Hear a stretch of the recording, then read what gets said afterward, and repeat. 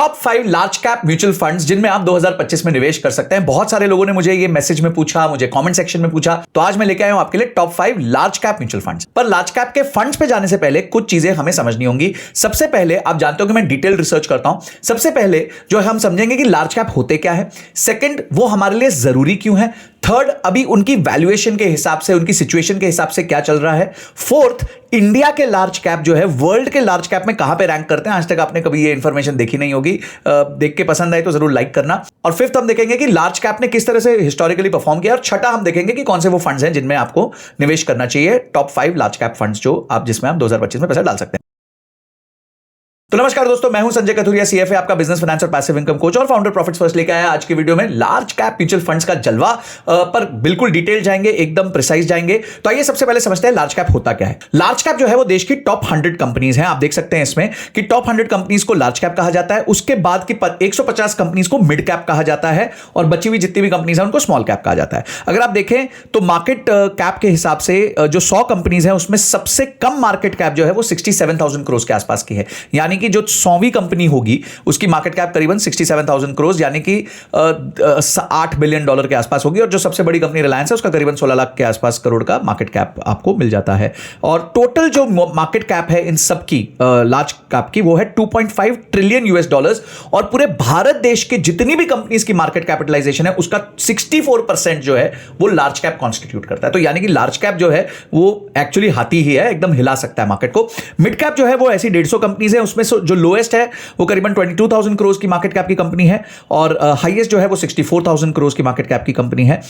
इसमें जो market cap total है वो $0.7 ट्रिलियन है, और इन टर्म्स ऑफ टोटल का प्रोपोर्शन वो 18% है। और स्मॉल में आपके पास 4,700 प्लस कंपनीज हैं जिसकी total market highest market cap 22,000 crore के आसपास है, और इसका भी जो टोटल क्यूमुलेटिव मार्केट कैप है वो $0.7 ट्रिलियन है। पर यहां पे आप देखेंगे कि मिड कैप में सिर्फ 150 कंपनीज जितना बनाती हैं उतना बनाने के लिए स्मॉल कैप में 4,700 कंपनीज लगी हैं, और टोटल मार्केट कैप का भी जो प्रोपोर्शन है वो सेम है, करीबन 18% का। तो ये हो गया आपका अंडरस्टैंडिंग कि मार्केट लार्ज कैप होता क्या है। मार्केट कैपिटलाइजेशन के हिसाब से इंडिया में आज अगर टोटल 100 रुपए का मार्केट कैपिटलाइजेशन है तो 64 लार्ज कैप में है, 18 मिड कैप में है और 18 स्मॉल कैप। अब आप अपने स्क्रीन पे देख सकते हैं कि अगर ये सारी लार्ज कैप कंपनीज को हम कॉन्स्टिट्यूट करें तो भारत के जीडीपी में इनका कंट्रीब्यूशन 35% है। यानी कि सिर्फ 100 कंपनीज जो हैं भारत के जीडीपी का 35% बनाती हैं। रेवेन्यू टर्म्स में अगर आप सारे कंपनीज को, लिस्टेड कंपनीज को जोड़ दें तो 65% of the revenue large cap companies से आता है, प्रॉफिट का 74% लार्ज कैप से आता है, और मार्केट कैप जैसे हमने पिछली स्लाइड में देखा था कि 64% of the total market cap जो है वो लार्ज कैप कंपनी से आता है। तो यानी कि लार्ज कैप एक बहुत इंपॉर्टेंट सेक्शन बन जाता है हमारी इन्वेस्टमेंट थीसिस का। अब अगर आप देखें कि टॉप 10 इकोनॉमीज वर्ल्ड वाइड कौन सी रही हैं, तो वो अगर आप 1980s में देखेंगे तो यूनाइटेड स्टेट्स रही है। यूनाइटेड स्टेट्स हमेशा से रही है। 2020 आते आते इंडिया का रैंक काफी ऊपर चला गया था। अब तो इंडिया जो है 5वीं सबसे बड़ी अर्थव्यवस्था बन चुकी है, और 2030 तक एक्सपेक्टेड है कि इंडिया जो है वो 3rd नंबर पे आ जाएगी after China and United states. तो अगर ये सिचुएशन रही तो ऑब्वियसली उसमें लार्ज कैप कंपनीज का बहुत सिग्निफिकेंट कंट्रीब्यूशन होगा, तभी जाके ये नंबर आ सकेगा। तो आप यहां पे देख सकते हैं कि अगर मैं मार्केट कैपिटलाइजेशन के हिसाब से सबको ऑर्गेनाइज करूं तो दुनिया की सबसे बड़ी कंपनी है एप्पल, उसके बाद है एनवीडिया, माइक्रोसॉफ्ट, अल्फाबेट। तो आप देखेंगे सारी यूएस की सबसे बड़ी कंपनी। छठे नंबर पे पहली बार आप देखेंगे कि कोई बाहर की कंट्री का है, सऊदी अरेबिया का है। उसके बाद वापस यूएस है। उसके बाद आप देखेंगे कि टीएसएमसी जो ताइवान की सेमीकंडक्टर मैन्युफैक्चरिंग कंपनी है वो है, फिर से यूएस है। तो आप देखते रहेंगे यूएस का सबसे ज्यादा बोलबाला है। पहली कंपनी चाइना की आती है नंबर 20 पे, टेंसेंट। टेंसेंट यही है जिसने वो टिकटॉक बनाई थी, तो वो है चाइना की। उसके बाद आएंगे, फिर आगे जाते हैं तो डेनमार्क की एक कंपनी आती है। अब इंडिया का नंबर आप देख सकते हैं कि अभी तक आया ही नहीं है। 30th कंपनी तक आ गए पर अभी तक इंडिया का नंबर नहीं आया। तो आइए देखते हैं इंडिया का नंबर सबसे पहली बार कहां आएगा। इंडिया का जो नंबर आया है सबसे पहली बार वो आया है नंबर 64 पे, रिलायंस इंडस्ट्रीज के फॉर्म में। यानी कि भारत देश की टॉप 100 कंपनीज में से जो सबसे पहली कंपनी है, जो देश की सबसे बड़ी कंपनी है, वो दुनिया में अभी भी 64th रैंक पे है। यानी अभी बहुत स्कोप है ग्रोथ होने का, और यही कंपनीज जो हैं वो आगे जाएंगी और ग्रो कर सकती हैं। फिर देखेंगे आप नंबर 72 पे है टाटा कंसल्टेंसी सर्विसेज, और आगे चलें अगर हम तो नंबर 95 पे है एचडीएफसी बैंक। तो यानी सिर्फ 3 कंपनीज हैं, उसके आगे आप देख सकते हैं और कोई नहीं है, सिर्फ 3 कंपनीज हैं पूरे भारत देश में से जो दुनिया की टॉप 100 कंपनीज में आती हैं, रिलायंस, टीसीएस और एचडीएफसी बैंक। उसके अलावा और कोई कंपनी अभी तक यहां पहुंच नहीं पाई है। तो इसका बहुत स्ट्रेट मतलब है कि आगे जाके अगर इस 100 की लिस्ट में हमें आना है तो इन कंपनीज को, और जो लार्ज कैप्स है वही बड़े होकर इन 100 की लिस्ट में आ सकते हैं। अब लार्ज कैप फंड्स ने पहले कैसे रिटर्न दिए वो समझ लेते हैं। आप ये देख सकते हैं निफ्टी 100 टीआरआई, निफ्टी 100 मतलब होता है देश की सबसे बड़ी 100 कंपनी यानी कि लार्ज कैप, टीआरआई मतलब टोटल रिटर्न इंडेक्स, यानी पॉइंट टू पॉइंट उस पर्टिकुलर इंडेक्स ने कितना रिटर्न दिया है। तो आप देख सकते हैं कि अगर आपने 1000 रुपए डाले होते इसमें 2003 में, जनवरी 2003 में, तो दिसंबर 2023 आते आते आपने 29,000 रुपीज बना लिए होते। 21 ईयर्स में 17.4% का इसका सीएजीआर रहा है, which is a phenomenal CAGR. आप एफडी से कंपेयर करें तो उससे ऑलमोस्ट 2.5 गुना आपको ज्यादा रिटर्न्स इसमें मिले हैं। अब है ना एक कॉन्सेप्ट होता है, ये कॉन्सेप्ट को पहले समझ लीजिए, ओनर वर्सेस लोनर। ओनर होता है जब आप कंपनी के शेयर्स खरीदते हो, लोनर होता है जब आप उसी कंपनी को वो पैसे उधार के फॉर्म में देते हो। और याद रखना जितनी भी ये बड़ी कंपनीज हैं ये बहुत सस्ता उधार लेती हैं क्योंकि उनकी मार्केट में क्रेडिबिलिटी बहुत अच्छी है। तो यानी लोन आप कितने पे दे सकोगे? लोन आप हो सकता है 7-8% पे दे सकोगे। तो अब मैं आपको दिखाऊंगा कि अगर आप इसके ओनर की जगह आप इसके लोनर बन जाते हो, आप कितना नुकसान कर बैठ सकते हो। आइए समझते हैं। अगर आप ये चार्ट देखें तो यहां बताया गया है कि probability of 7% and above returns in NSE 100 TRI, यानी कि आगे आने वाले कुछ सालों में 7% से ज्यादा रिटर्न्स बनेंगे। इसकी चांसेस क्या है, मतलब 100 बार में कितनी बार बन सकेंगे?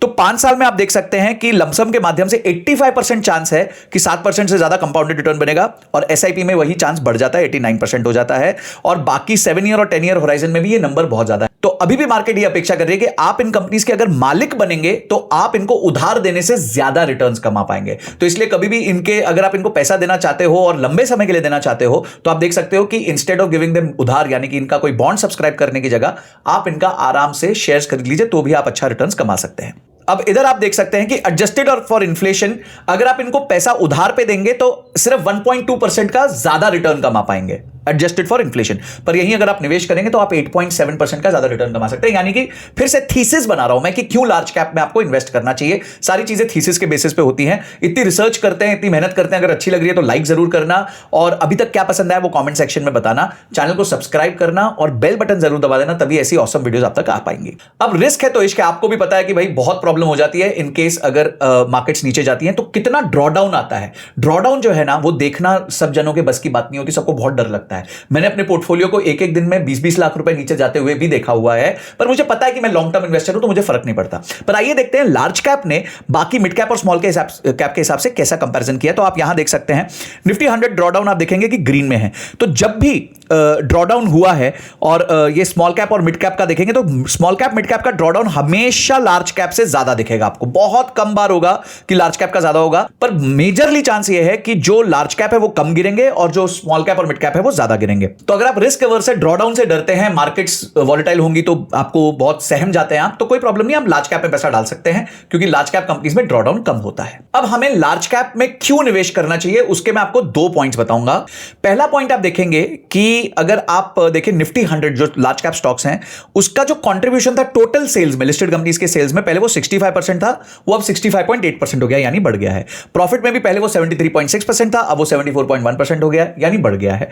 पर अगर आप मार्केट कैपिटलाइजेशन में देखें तो टोटल मार्केट कैपिटलाइजेशन में उसका प्रोपोर्शन पहले 72.3% था, अब घट के 64 हो गया है।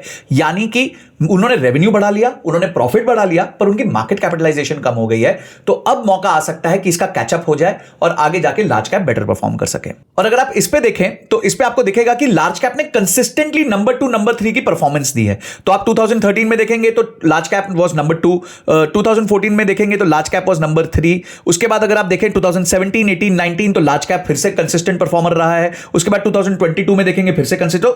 टॉप 3-4 में लार्ज कैप हमेशा रहा ही रहा है। यानी कि लार्ज कैप, अगेन आपको सिंपल समझना है, अगर आप रिस्क कम लेना चाहते हैं, ड्रॉडाउन कम देखना चाहते हैं और रिटर्न्स आप एवरेज से बेटर बनाना चाहते हैं तो लार्ज कैप आपके लिए एक बहुत अच्छा सेगमेंट बनता है। तो दोस्तों अब आपको पता है अगला क्या होने वाला है। हम जाएंगे, स्क्रीन करेंगे और प्रॉपर्ली चेक करेंगे कि कौन से वो टॉप 5 लार्ज कैप फंड्स है जिसमें आपको निवेश करना चाहिए। आइए चलते हैं हमारे स्क्रीन। ओके गाइस, तो अब आप जानते हैं कि मैं टिकट टेप यूज कर रहा हूं, कि कोई पेड प्रमोशन नहीं है, प्लीज जस्ट एक अच्छा स्क्रीनर यूज कर रहा हूं। ओके, सो कोई भी आप स्क्रीनर यूज कर सकते हैं। हम स्क्रीनर पे जाते हैं यहाँ पे, और स्क्रीनर पे जाके हम म्यूचुअल फंड्स पे सिलेक्ट करते हैं, म्यूचुअल फंड्स पे जाके स्टार्ट स्क्रीनिंग करते हैं। ओके, हमें करनी है स्क्रीनिंग। ओके, जैसे हम स्क्रीनिंग पे जाएंगे तो यहाँ पे हमें इक्विटी कैटेगरी के फंड्स मिलते हैं। इक्विटी सेक्शन में जाके हम लार्ज में जाएंगे। 32 रिजल्ट्स आप देख सकते हैं। 32 रिजल्ट्स पे हम फिल्टर डाल देंगे। फिल्टर आपको पता है हम क्या क्या देखते हैं। CAGR देखा, हम ये देखेंगे कि इसका 10 ईयर क्या है, इसका 5 ईयर क्या है और इसका 3 ईयर रोलिंग रिटर्न क्या है। ये हमें देखना बहुत जरूरी होता है। रिस्क के पर्सपेक्टिव से हम मैक्सिमम ड्रॉडाउन देखते हैं। मैक्सिमम ड्रॉडाउन आपको पता है, यानी कि आज तक ये फंड कितना सबसे ज्यादा कितना गिरा है। और रेशियो में हम देखते हैं शार्प्स रेशियो। That's it. तो इतना हम जो है अपना एक फिल्टर लगा लेते हैं और इसको एक्सपोर्ट कर देते हैं। जैसे हम इसको एक्सपोर्ट करेंगे, ओके गाइस, अब आप देख सकते हैं अपने स्क्रीन पे इसको हम लगाएंगे सबसे पहले फिल्टर। तो अब आप देख सकते हैं कि हमारे पास टोटल मिला के करीबन 32 फंड्स यहां पे हैं। तो सबसे पहले फिल्टर में आपको पता है कि हम क्या करेंगे, हम पहले 3 साल का अगर किसी का एवरेज रोलिंग रिटर्न नहीं है तो वो हटा देंगे। सो यानी 3 साल मिनिमम हमें एवरेज रोलिंग रिटर्न चाहिए। सेकंड स्टेप हम क्या करते हैं, हम करते हैं कि हम इसको डिसेंडिंग ऑर्डर में ऑर्गेनाइज कर देते हैं। तो हम लार्जेस्ट टू स्मॉलेस्ट ले आते हैं। ठीक है, तो जैसे हम लार्जेस्ट टू स्मॉलेस्ट ले आते हैं, उसके बाद जो है हम सिर्फ 15 फंड्स रखेंगे अपने पास और उसके अलावा जितने भी फंड्स होंगे उनको हम डिलीट कर देंगे। तो यहां से लेके आगे के जितने फंड्स हैं उनको हम डिलीट कर देंगे क्योंकि इन्होंने अच्छा रिटर्न नहीं दिया है, ये टॉप 15 में नहीं आते हैं। तो अगर आप देखें कि आपके 3 year average rolling return approximately top 5-6 के एक जैसे ही हैं, 20% के ऊपर है। तो दोस्तों एक चीज हम और करेंगे कि किसी का भी शार्प रेशियो क्या होता है कि आप कितना रिस्क ले रहे हैं उसके बेसिस पे आप कितना अच्छा रिटर्न कमा रहे हैं। तो अगर किसी का भी शार्प रेशियो 1 से नीचे है तो उस फंड को हम नहीं रखेंगे क्योंकि मतलब वो बहुत ही बेकार रिस्क रिटर्न रेशियो हमें दे रहा है। तो हम इसको रखेंगे सिर्फ जो भी फंड्स हैं वो ग्रेटर देन 1 होने चाहिए।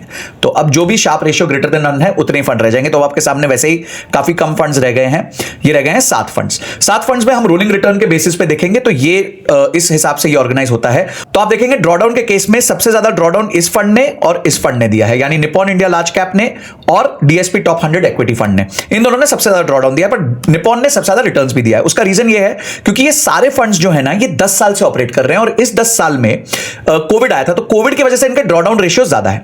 तो अब हम क्या करेंगे, हमने शार्प रेशियो के हिसाब से ऑर्गेनाइज कर लिया, हमने 3 ईयर एवरेज रोलिंग रिटर्न्स के हिसाब से देख लिया।